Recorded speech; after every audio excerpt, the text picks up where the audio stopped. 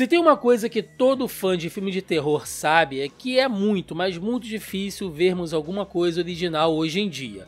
É possessão demoníaca, assassino em série, seitas ocultas, ameaças alienígenas, casas mal assombradas, enfim, a gente já viu praticamente de tudo, mas quando pintam uma obra que consegue se destacar pela criatividade, nós temos de dar o devido valor, né? E é o caso do mais novo Tarde da Noite com o Diabo, filme independente que caiu no gosto da galera e vem angariando cada vez mais público no boca a boca. E se você chegou aqui já tendo assistido o filme, né, já sabe do que ele se trata, enfim, não tem muito o que eu dizer para te convencer, mas se você ainda não viu, mas já ouviu falar sobre ele, viu que, né, o público aí, os amigos, os canais que você segue de cinema estão começando a falar mais sobre esse filme e ficou curioso, esse é um daqueles filmes que é muito difícil a gente passar uma sinopse 100% exata sem estragar a experiência do filme, porque, tudo bem, tem gente que não liga pra spoiler, acha que é frescura, ou que realmente prefere saber o que vai acontecer antes de assistir, mas entre você saber e você ter a experiência de assistir naquele formato da maneira como o filme foi pensado, são coisas completamente diferentes. Sem contar que esse filme aqui, ele ainda é daqueles que causam uma certa polêmicazinha, porque divide opiniões, né? Porque no final, algumas pessoas ainda podem se perguntar, será que aquilo tudo aconteceu de verdade? Será que não foi uma ilusão? Será que não foi uma hipnose? Né? Toda aquela desgraça do final, será que aquilo realmente aconteceu? Então, pensando nisso, o vídeo de hoje será dividido em duas partes, tá? Eu vou fazer uma metade comentando sobre o filme, sobre a produção, a inspiração dele, o formato e os motivos pelo qual eu acho ele tão especial, tão diferente nesse mundão aí de filmes de terror que a gente vem assistindo. E a outra metade do vídeo a gente vai dar aqui alguns spoilers para tentar explicar, ao menos, né, do nosso ponto de vista aqui, o que foi aquele final, tá bom? Mas vai ter aqui um aviso de spoiler para caso você queira seguir, não ser pego sem aviso, tá bom? Então vamos lá. Tarde da Noite com o Diabo emula o episódio de um daqueles clássicos programas de entrevistas e variedades norte-americanos que surgem com força ali nos anos 70. Serviram de inspiração, inclusive aqui no Brasil, para o programa do Jô e outros que vieram em seguida ali fazendo escola. Mas as coisas dão errado quando na noite do episódio especial de Halloween acontecem manifestações paranormais de verdade no palco do programa e acabam revelando segredos ocultos do próprio apresentador Jack Delroy, interpretado genialmente pelo David Dastmalchian. E se eu fosse dar um bom exemplo brasileiro, seria como se o Toninho do Diabo fosse ao vivo no programa do Gugu, e enquanto todo mundo acreditasse que era tudo combinado entre eles, acontecesse algo realmente paranormal. Inclusive, mantendo as referências ao cenário brasileiro, o filme tem até um personagem que faz o papel do cético, aquele cara que desvenda todas as farsas e segredos das atrações, quase igual a que o antigo Padre Quevedo também fazia em alguns programas por aqui no passado. E aqui já é uma coisa que chama bastante atenção no filme, né? Lembra que eu citei que a experiência, né, de você assisti-lo ali tem muito a ver? Pois é, você realmente tem a impressão de estar assistindo a um episódio de um programa de entrevista dos anos 70. Toda a formação, toda a estética é pensada nisso, né? Desde aquelas cores ali que remetem à TV dos anos 70, o próprio enquadramento ali, a resolução da tela quadradinha, reduzida, né, como os filmes antigos ali, vídeos antigos também, leva você para essa imersão. As tomadas, a maneira como as cenas são dirigidas, né, os planos escolhidos ali, às vezes fixos no palco, lembrando realmente que você não está vendo um filme, você está vendo o episódio de um programa de entrevistas, né? Remetem muito aquilo tudo ali, o figurino dos personagens de época, quando foca lá no público, as pessoas batendo palma com aquelas telas de transições ali, estáticas, enfim, você tem realmente a impressão de estar assistindo um episódio de TV dos anos 70. E é tão legal porque é dito durante o início do filme que ele é um programa, né, dentro da ficção, que passava ali tarde da noite, né, por isso Tarde da Noite com o Diabo, passava quase meia-noite ali para o público norte-americano. Eu ainda pude elevar essa experiência assistindo ao filme ali por volta de meia-noite e pouquinho. Então era como se eu realmente fosse, sei lá, um americano qualquer que sentou para assistir ali o seu programa de entrevistas favorito no final da noite. Então isso só projetou ainda mais a minha imersão dentro da história. E até há quem diga que talvez seja meio injusto dizer que essa estética de série de TV seja 100% original do filme, né?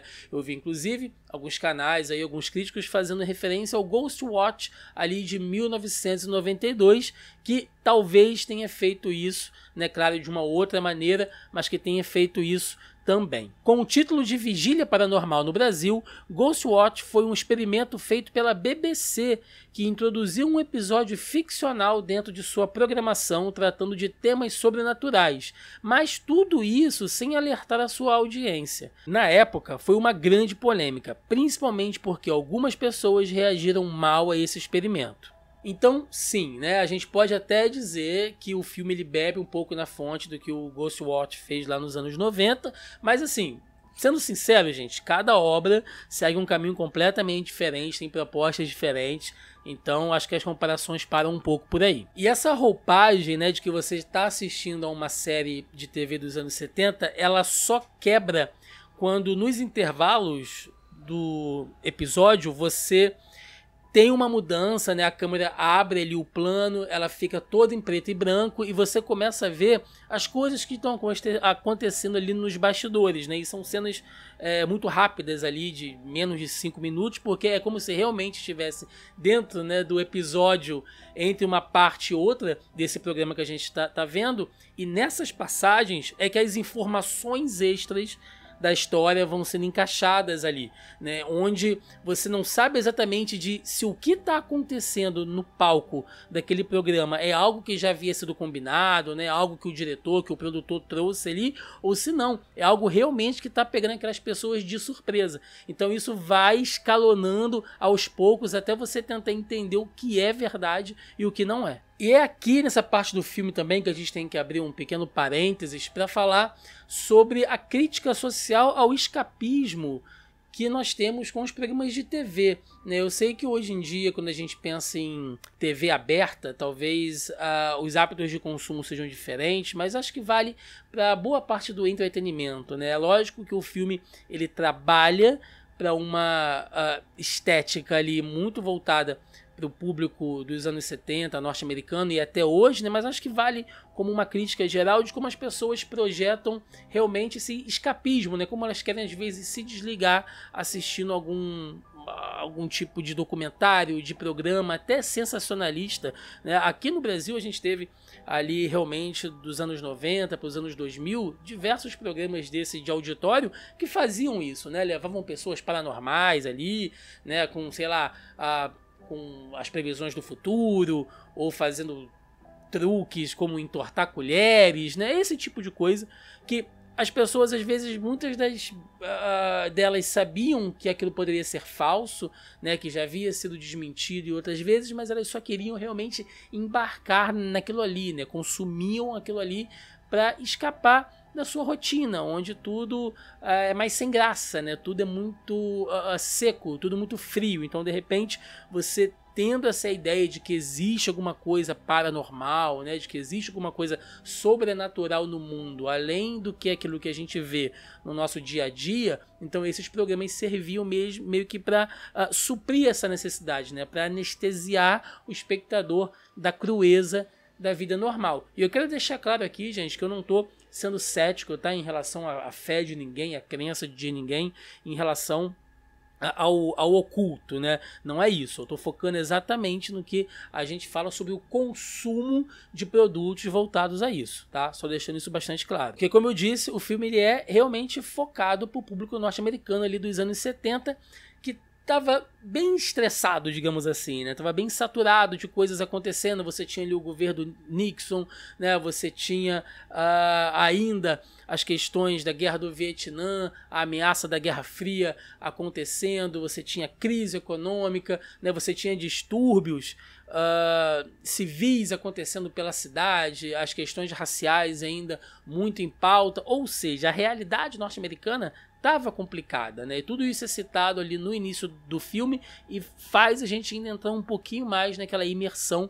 né? Para ver como aquele programa ali tinha uma grande, não só uma grande audiência, né? Mas um grande impacto nas pessoas que paravam ali algumas horinhas do seu dia para poder apreciar aquele entretenimento. Sem contar que o apresentador, né, o Jack Delroy, ele é um cara que estava em baixa, né, ele perde a esposa, tudo isso a gente vai aprendendo ali, vai conhecendo durante o filme, e aí ele fica quase um ano afastado, e aí ele volta para reapresentar esse programa num especial de Halloween, né, dentro desse contexto tudo que a gente falou, e as coisas vão acontecendo ali no palco, pouco a pouco, até toda aquela desgraça do final, que é nível Carrie a Estranha, né, digamos assim. Então, a grande pegada do filme é essa, né, esse formato diferente para te contar uma história de terror, de possessão, de invocação de demônios, né, de coisas assim, que a gente já viu isso em diversos filmes por aí, mas que aqui é contado de uma maneira completamente diferente. E é nesse momento que eu dou o aviso de spoiler, tá? Porque se você ainda não assistiu o filme e quiser parar por aqui, só quiser saber se vale a pena ou não, eu digo pra você, vale a pena assistir.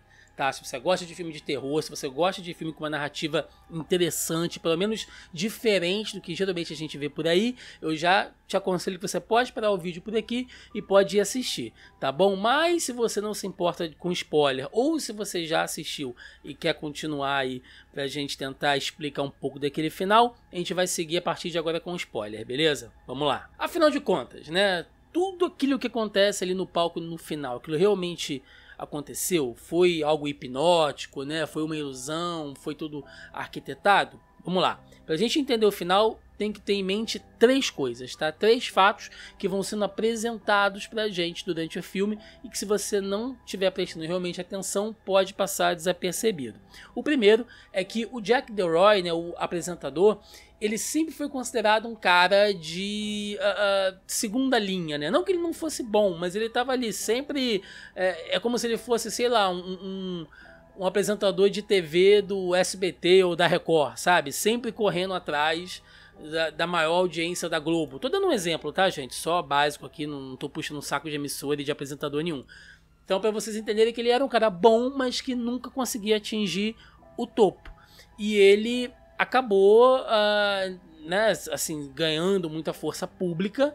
Ele era uma pessoa, uma celebridade, e ele entrou para uma espécie de grupo chamado The Groove, né, que juntava outras celebridades ali. Isso era uma coisa muito comum nos Estados Unidos antigamente, né, artistas ali, empresários, fazerem esses clubes fechados, digamos assim, mas que também para algumas pessoas havia aquela mítica, aquela fofoca em volta de que esses grupos também seriam seitas, né, que trabalhavam ali com ocultismo, enfim. Ou seja, o filme também dá a entender que esse The Groove, ao qual o Jack fazia parte, também era uma espécie de seita que mexia com o ocultismo ali, coisas do tipo. Segundo fato, a menina June, né, que é aquela que tá lá no palco, que é a vítima da possessão, digamos assim, ela é a única sobrevivente de uma seita satânica real dentro da história, né, ali, onde todos os membros se mataram, né, ali de maneira coletiva, tacaram fogo neles mesmos, enfim, e só ela sobreviveu e ela acabou sendo ali meio que adotada, né, meio que apadrinhada. Ela ficou sob a guarda daquela cientista psíquica, né, daquela médica psíquica ali, que juntas as duas realmente estavam estudando, né, de maneira séria, de maneira científica, os efeitos da possessão. Então também é legal ter sempre em mente a origem daquela menina. E em terceiro, a esposa do Jack, né, que ela morreu de maneira muito repentina. Ela morre naquele período em que o Jack estava mais em baixa, né? É dito até ali no filme que ela nunca fumou na vida e morreu com um câncer de pulmão gravíssimo, assim, né? Que apareceu realmente de maneira muito rápida, foi detectado de maneira muito rápida e acabou levando ela embora, o que fez com que ele ficasse afastado 1 ano, né? E depois retornasse ali. Então, esses 3 fatos da seita ao qual o Jack pertence, né? Seita ou grupo, enfim, não faz diferença aqui. A origem da June, a questão dessa seita satânica, e a esposa do Jack que morreu, esses 3 elementos todos têm muito a ver. Por quê? Porque quando a menina tá lá no palco, e a médica tá naquele intervalo ali, ela fala pro Jack que ela repetia constantemente o nome do Jack, que ela tava super empolgada pra ir no programa e tal, tava super ansiosa, e quando o demônio incorpora nela ali, ele vira pro Jack e fala: olha, que bom, né, nos reencontramos, né, nos encontramos de novo e tal, e o Jack questiona ele, tipo, não, eu nunca te vi antes, bicho, sai fora, né. E o demônio fala pra ele: não, a gente já se viu sim naquele dia entre as árvores altas. E essa descrição é muito semelhante à descrição da sede, né, com as árvores grandes e compridas dessa seita ao qual o Jack fazia parte. Ou seja, né, como se ele já tivesse encontrado esse demônio lá na seita. E momentos antes da menina entrar no palco, quando o Jack está recebendo aquele outro médium lá que recebe mensagens, né, de pessoas do além, o cara começa a passar mal e ele diz que está recebendo uma mensagem muito forte que o Jack identifica como se talvez fosse para ele, como se a esposa dele estivesse mandando um alerta para ele, alguma coisa importante, né, mas que ele não consegue saber o que é, porque o cara morre, né, então fica isso ali em aberto. O que eu entendi disso tudo, gente, que fica bem claro pra mim, é que, na verdade, o Jack ele faz um pacto com esse demônio, né, o tal do Abraxas, ou Abraxas, né, que era o demônio cultuado por essa seita onde os caras morreram, que é a mesma seita que estava com a June. Ele faz um pacto com esse demônio, sem saber o custo disso tudo, né, o que isso ia custar para ele, em prol de ter mais audiência, em prol de ter mais sucesso, né. Ele faz esse pacto sem saber o que vai acontecer, e aí toda a desgraça da vida dele até chegar àquele ponto é por causa disso, né? O que só reforça essa minha impressão é que quando ele entra naquele final ali, que parece que tá todo mundo embarcando na manipulação daquele demônio, ele vê a esposa dele deitada lá naquela cama e ela fala pra ele, né? Você conseguiu o que você queria, mas o preço foi muito alto, você não estava preparado, você não sabia qual seria o custo, então agora você tem que me libertar. Eu preciso que você me liberte agora, eu não aguento mais. Ou seja, é como se ela também tivesse ido como parte desse pagamento pelo sucesso dele. Então, quando ele liberta a alma dela, né, que ele mata ela ali, que volta, né, pro mundo real, digamos assim, ele tá matando lá aquela menina, e assim ele tá colocando, enfim, né, tá colocando um final naquele ciclo todo. Ou seja, ele conseguiu o que ele queria, né? Ele foi líder de audiência, o programa dele vai entrar para sempre na história da TV mundial, porque aconteceu uma chacina paranormal no palco ao vivo, mas ao mesmo tempo olha o preço que ele pagou, né? Então assim, gente, é um filme que trabalha a questão dessa crítica do escapismo, né, da mídia barata sendo vendida ali, de como as pessoas buscam essas coisas no seu dia a dia, e ao mesmo tempo ele trata de um filme de possessão, um filme de exorcismo, né, um filme de seita, que são elementos que a gente já vê em outras histórias de terror, mas tão bem contadas aqui, tão bem unificadas aqui. Então é por isso que eu acho ele um filme tão original, um dos melhores filmes de terror que eu vi esse ano.